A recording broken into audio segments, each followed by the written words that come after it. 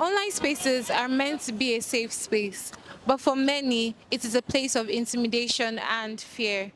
Online gender-based violence, OGBV, is an alarming issue that affects mental health and restricts equal participation.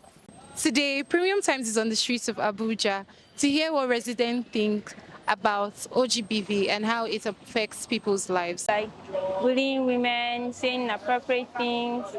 But it might not just be women, it might be to other people. But the first thing that comes to my mind is women. What comes to my mind is the inequality between the male and the female gender generally when it comes to opinion online. Well, I've faced this harassment several times, but for me, like I said, I'm used to it because of the nature of my job. Not really. Maybe the one I know is just WhatsApp hacking, intruding into their privacy and etc. I don't know anyone that has been. When it comes to that, you discover that the ladies, there are times their dressing tends to make people say all sort of things, because before they will be harassed, definitely there must be something that would trigger the harassment. So in some cases, the way in which our ladies these days do present themselves on social media is kind of inviting for harassment. She actually posted a picture because we went swimming, and she posted a picture on her story.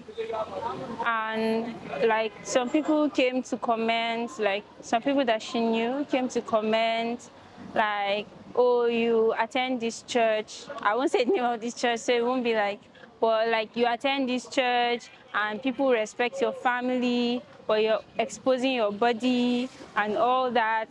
And it's not like she just took a picture of like the back, and it was like a two-piece, so it wasn't like he was exposing, but they were just talking because her father is like an elder in the church. So they just kept talking and talking. Some people were like, she's bringing shame, and somebody actually screen grabbed the picture and like sent it to their pastor. So the whole thing just escalated, and she even deleted her account. The online team being a free-based zone, people air their view, but some people bully each other. Basically, they feel their opinion should be more heard than others, and it doesn't work that way.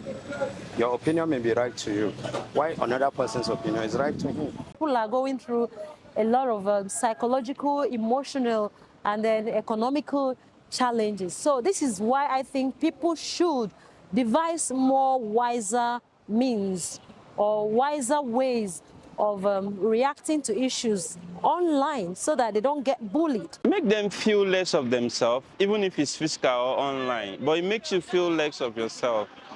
Because why the online is worst is because you don't know how many persons that is coming across that, but the online one is as bad as what you can think, because in years to come, people can always get to it through their archives. Yeah, to me, I feel safe. I feel safe as long as I didn't say anything against anyone. I don't insult anybody. I don't intrude into anybody's privacy. I don't. I think twice before I even post anything. I think I have to scrutinize it, give somebody else scrutinize it, because I'm scared that if I post this, somebody might be offended by what I post and then just say something make me feel less.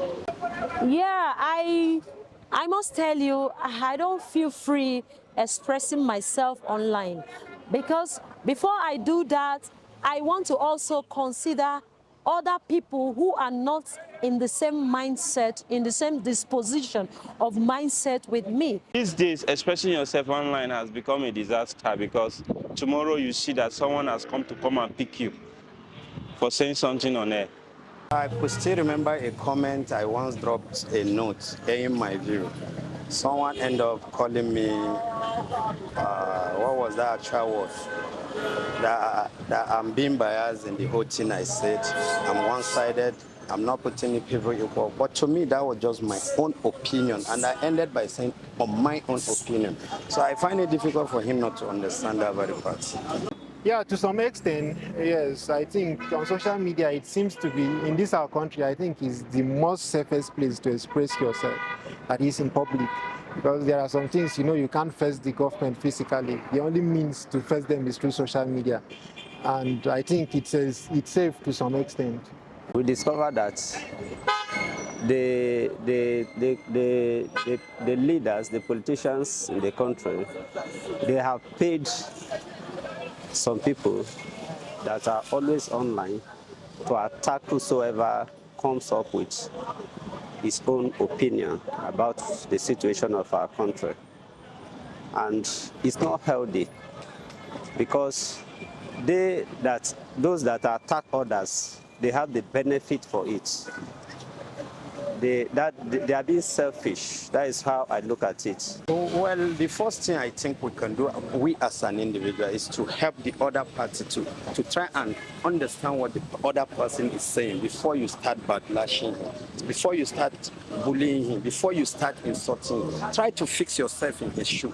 Try to understand the point he's driving at. To be honest, I don't think it is. Maybe because I've never seen situations where it has, but it might probably be doing that. But I know personally that I've not seen the work of that act yet, because it should be doing more. Like all those comments, there should be a way to track those people or find a way to delete all those things. But they're still there. The only the person would do is just delete the post or delete their account. So I think the only way you can reduce it is to not comment. Just take it the way you see it. There will be a right of non-disclosure and non-circumvention, in the sense that there should be an agreement that whatsoever I'm giving you cannot be used against you, and whatsoever I'm giving you cannot be aired out, cannot be exposed to any other person for any political reasons or whatsoever reasons, because it's an expression of views and thoughts of an individual. So we are all, as our fundamental human being states, we are all entitled to express. There's freedom of expression. Actually, I think the social media should improve their securities.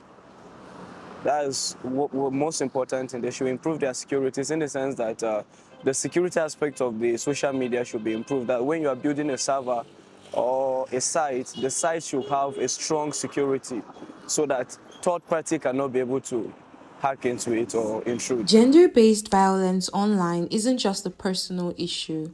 It's a societal one that requires awareness, accountability, and action. Everyone deserves to feel safe online.